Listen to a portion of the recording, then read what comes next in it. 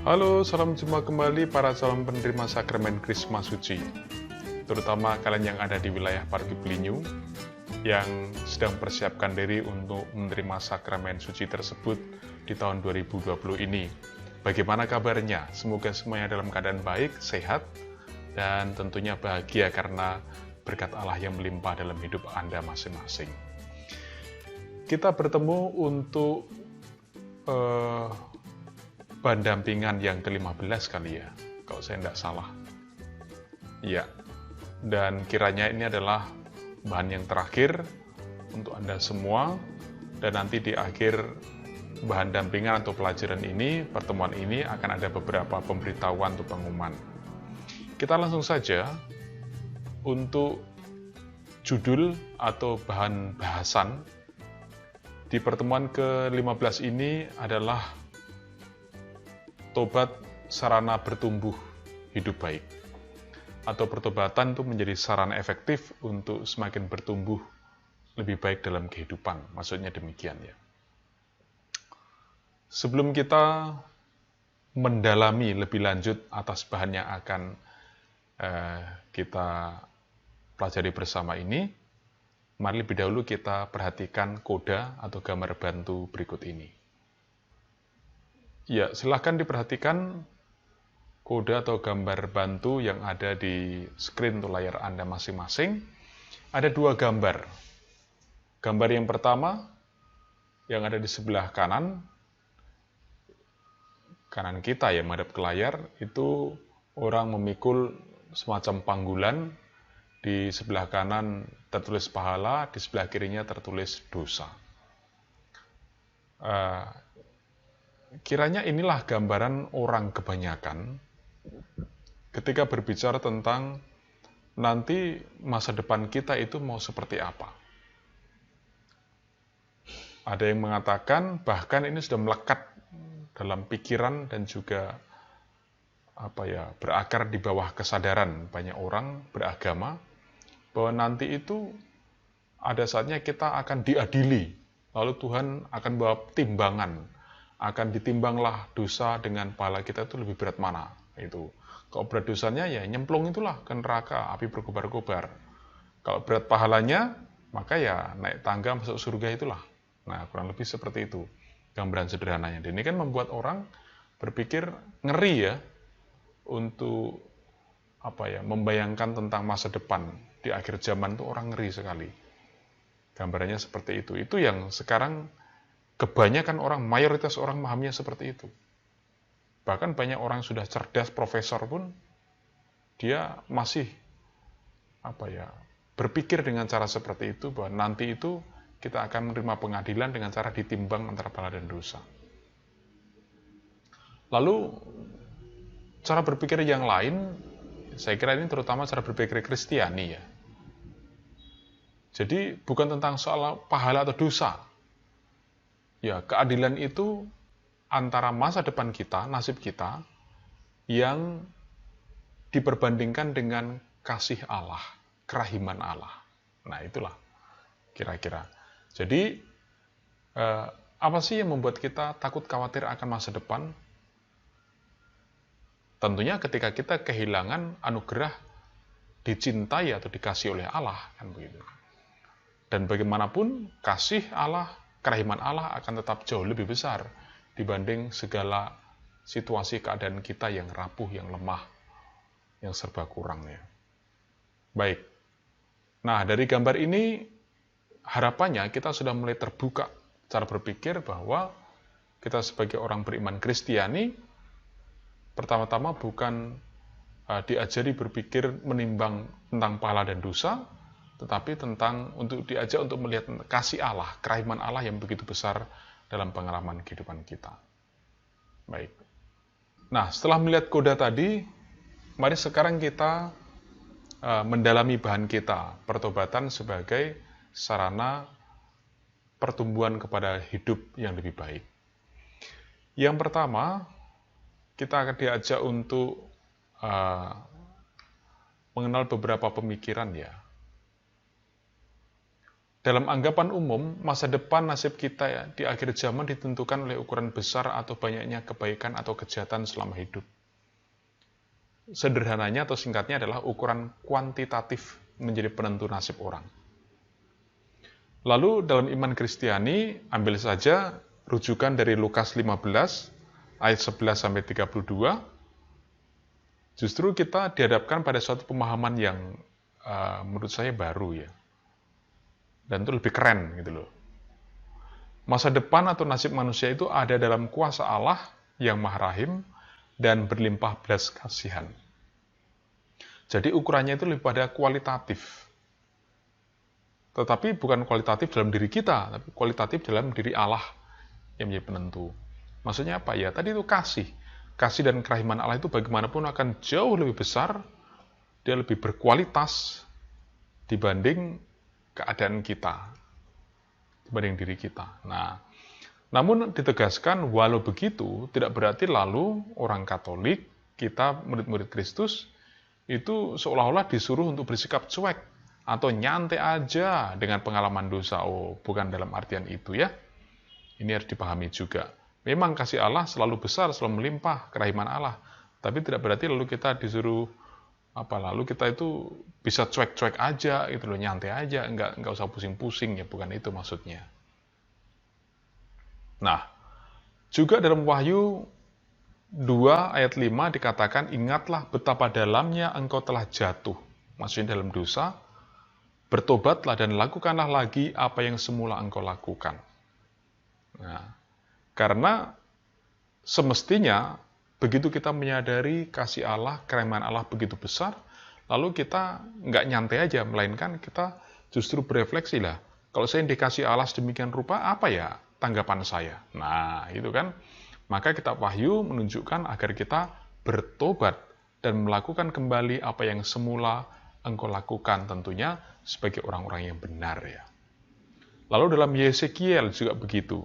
Dikatakan, tetapi kalau orang jahat bertobat dari dosanya, serta melakukan keadilan dan kebenaran, semua dosa yang diperbuatnya tidak akan diingat-ingat lagi. Ini dalam Yesaya. Tapi kita menemukan masalah serius dalam pengalaman kehidupan kita sebagai orang beriman. Nah ini cuy, yang harus kita paham ini. Ya, yang pertama, ada orang yang terlalu menggampangkan atau terlalu gampang memaafkan dosa diri sendiri.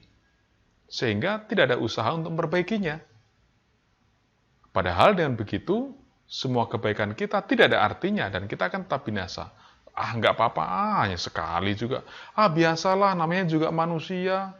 Maka ya, kadang-kala marah tak terkendali, udah biasalah, wajar. Hati-hati. Biasalah kita maki orang. Kita ngomong jorok, biasalah itu.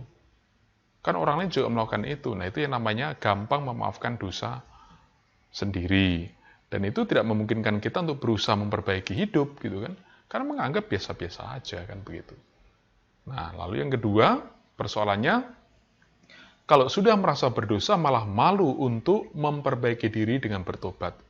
Ini aneh, tapi sering terjadi. Seharusnya, kalau merasa dirinya berdosa, ya buru-buru kan. Aduh, aku berdosa nih, bagaimana ya? Segera diperbaiki. Ini malah enggak. Ibaratnya orang jatuh di lumpur, dia malah hanya diam aja, lalu ya seneng dengan lumpurnya gitu kan. Walaupun kotor ya cuek aja gitu kan.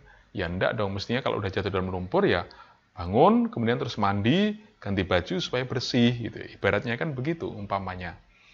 Nah, jadi kalau sudah berdosa ya jangan malu untuk memperbaiki diri, melainkan justru kita harus bangun kembali, bangkit kembali, lalu dengan sikap tobat membenahi cara hidup gitu kan. Lalu yang ketiga, ada juga yang takut kehilangan dosa atau sudah betah dengan hidup dalam dosa. Nah, jadi merasa tidak membutuhkan pengampunan Tuhan. Nah, ini juga jadi masalah. Aduh, masa sih orang kok malah takut kehilangan dosa, bukan takut kehilangan kesucian ya. Bukan takut kehilangan martabatnya sebagai anak-anak Allah, tapi malah takut kehilangan dosa. Kok aku ini sehari kalau nggak ngomong jorok, rasanya mulutnya kram. Nah, mulutnya kesemutan kalau nggak ngomong jorok. Nah, itu pula kan. Nah, gitu. Bahkan ada pula yang mengatakan, sudah biasa kami omong kotor ini nyumpah-nyumpahin, karena itulah lambang keagamaan, itu bentuk keakraban ya. Susah kita ngomong. Baik, lalu yang keempat, bahkan ada yang menetapkan sendiri ukuran kebaikan dan dosa menurut pikiran atau versinya sendiri. Artinya, orang demikian kalau disebut sebagai orang beragama, orang beriman, maka Tuhannya itu adalah pikiran dan keinginannya sendiri. Itulah Tuhannya. Jadi walaupun dia curi barang orang, kalau dia merasa ini benar ya, itu dia nggak perlu merasa berdosa. Walaupun mungkin bahkan bunuh orang, dia pikir ya kan silap, jadi nggak berdosa. Ya, bayangkan itu. Dia menganggap, Tuhan kan maha baik ya. Tuhan dalam pikiranmu sendiri, itu bukan Tuhan yang sebenarnya. Itu masalahnya ya, hati-hati. Jadi persoalan yang keempat, bahkan ada yang menetapkan sendiri ukuran kebaikan dan dosa menurut pikiran atau versinya sendiri. Gitu. Jadi kalau orang lain itu dipandang dosa terus, kalau dirinya itu dipandang baik terus, nggak pernah berdosa. Lucu. Ya. Nah, lalu anjuran gereja. Mari kita perhatikan. Yang pertama, semua orang beriman Katolik wajib menerima sakramen pengampunan dosa. Minimal 1 tahun sekali pada masa Prapaskah. Itu yang minimalnya. Tapi kalau saking malesnya ya ambil yang minimal ya orang kita bilang ya mau siongkon loh daripada enggak kan. Ya, begitulah gitu kan. Ini ya kita ambil yang yang standar minimal ya supaya orang nggak merasa tertekan. Kalau dibilang harus setiap hari, wow orang mau stres kan gitu. Lalu yang kedua, sakramen pengampunan dosa adalah anugerah penting dari Allah yang kita terima melalui gereja, yaitu pelayanan imam untuk memulihkan martabat hidup kita sebagai anak Allah yang rusak karena dosa. Ya. Jadi sakramen pengampunan dosa itu adalah anugerah penting dari Allah, anugerah istimewa dari Allah. Memang kita menerimanya melalui gereja, melalui pelayanan imam, gitu kan. Itu sehingga memang dialami secara manusiawi betul ya. Itu. Jadi yang mengadakan sakramen pengampunan dosa siapa? Jangan dipikir romo atau imam, bukan, tapi Kristus sendiri yang mengadakan, yang melakukannya. Jadi yang menerima pengakuan dosa kita itu ya Kristus sendiri, memang melalui telinganya imam, tapi sebenarnya Kristus yang berkarya di sini, bekerja di situ. Baik. Yang ketiga, selain menerima sakramen pengampunan dosa,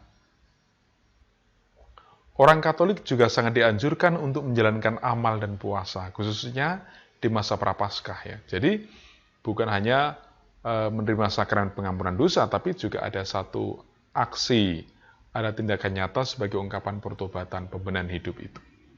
Itulah. Nah, selanjutnya, tobat adalah sarana membangun kebaikan. Dikatakan kepada kita, yang pertama, setiap orang beriman tentu sedikit banyak mengerti bahwa membangun hidup yang baik tidak akan pernah terlepas dari usaha menjaga kehidupan rohani. Kita tahu itu, jangan pura-pura nggak tahu ya. Gitu. Mengapa begitu? Karena Allah menciptakan kita itu bukan hanya sebagai makhluk jasmani, punya tubuh. Tetapi terutama kita itu juga mempunyai jiwa dan roh yang membuat kita hidup dan kita bisa tahu, bisa mengenal mana kebaikan dan mana kebenaran. Nah, ini harus kita mengerti dengan baik, ya. Lalu yang ketiga, kalau seseorang berbuat dosa, itu artinya dia melakukan perbuatan yang jelas-jelas salah dengan tahu dan mau. Mengerti bahwa itu dosa tetap dilakukan, kan gitu.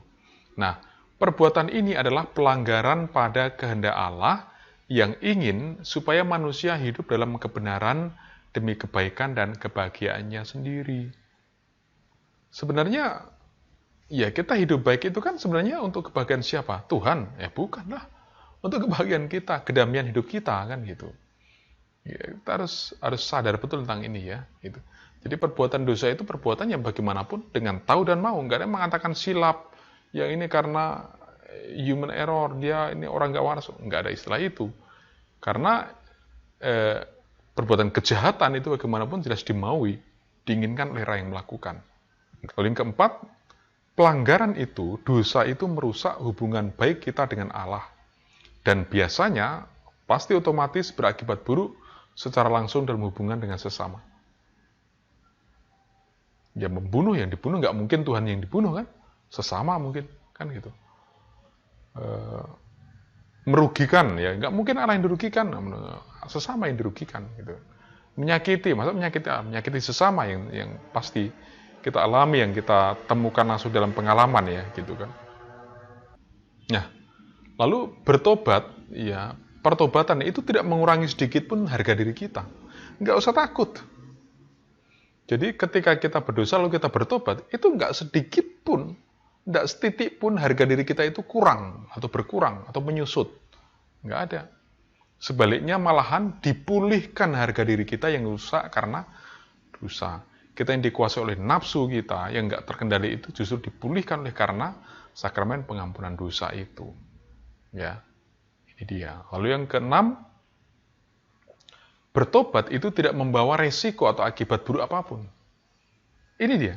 Yang namanya bertobat itu nggak membawa resiko yang buruk dalam diri kita. Melainkan, kalau tidak bertobat, itulah yang beresiko akan membinasakan kita karena dosa. Atau juga kalau nggak bertobat, ya kita susah untuk membangun kembali relasi yang baik dengan sesama. Kan itu fakta, kenyataan yang kita temukan dalam kehidupan kita. Tapi kalau kita bertobat, membuka hati, oh ya saya yang salah, ya saya datang, saya minta maaf.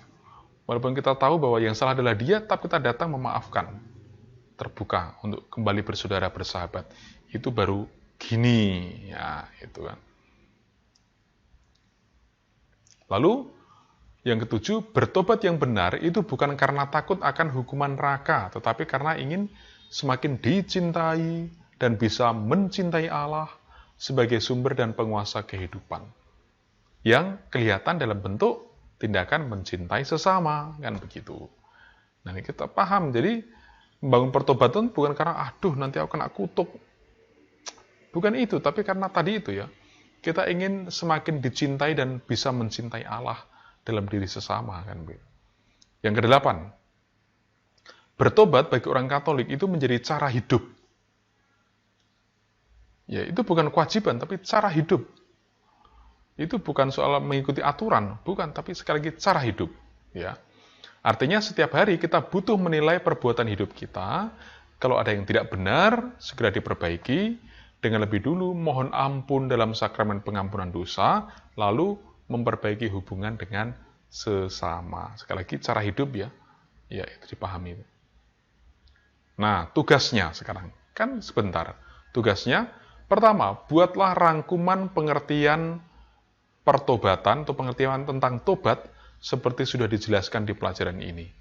Jadi buatlah rangkuman pengertian tentang tobat. Apa-apa saja sih. Oh, ini pengertian ini, ya begitu. Yang kedua, coba temukan satu ayat dalam kitab suci tentang pentingnya pertobatan. Satu ayat, tapi jangan ngambil ayat yang sudah ada di pelajaran tadi ya, gitu. Jadi temukan sendiri ya satu ayat saja dalam kitab suci tentang pentingnya pertobatan. Ya, itu. Nah, lalu yang ketiga, menurutmu apa manfaatnya kalau orang hidup dalam semangat pertobatan terus-menerus? Apa manfaatnya ya? Begitu. Baik, nah lalu ini beberapa rencana selanjutnya. Tentu tadi sudah dikatakan ini sebagai pelajaran terakhir ya, dampingan terakhir. Kita perlu perhatikan hal-hal berikut ini. Yang pertama, untuk minggu depan pelajaran tidak ada lagi. Bahan sudah selesai di minggu ini. Ya. Jadi minggu depan kita libur, kita off, selesai ya. Begitu. Tapi yang kedua, hari Minggu tanggal 22 November, artinya 2 minggu kemudian, akan dilaksanakan evaluasi bersama. Akan ada evaluasi. Yang tinggal di seputaran Belinyu wajib berkumpul di gereja pada pukul 9.30. Yang tinggal di seputaran Belinyu wajib berkumpul di gereja pada pukul 9.30. Ingat, 22 November. Sedangkan yang ada di luar seputaran Belinyu, Jakarta dan kota lain, akan mengikuti evaluasi secara online. Ya. Nah, untuk keperluan ini wajib melapor ke Ketua KBG jika ada di luar wilayah Belinyu atau Bangka. Perhatikan yang baik nomor 2 itu. Yang nomor 3, Minggu tanggal 29 November, pukul 9 sampai selesai, akan dilaksanakan rekoleksi bersama di Gua Maria Belinyu. ini semua peserta wajib hadir, dan sekaligus karena akan ada layanan sakramen pengampunan dosa. Jadi entah dimanapun diwajibkan pada tanggal 29 November kembali ke Belinyu untuk bisa mengikuti rekoleksi sekaligus nanti menerima layanan sakramen pengampunan dosa. Ya, baik. Saya kira itu saja beberapa hal yang disampaikan kepada kita, dan jumpa lagi 2 minggu yang akan datang. Semoga semua tetap sehat, bahagia dalam berkat Tuhan.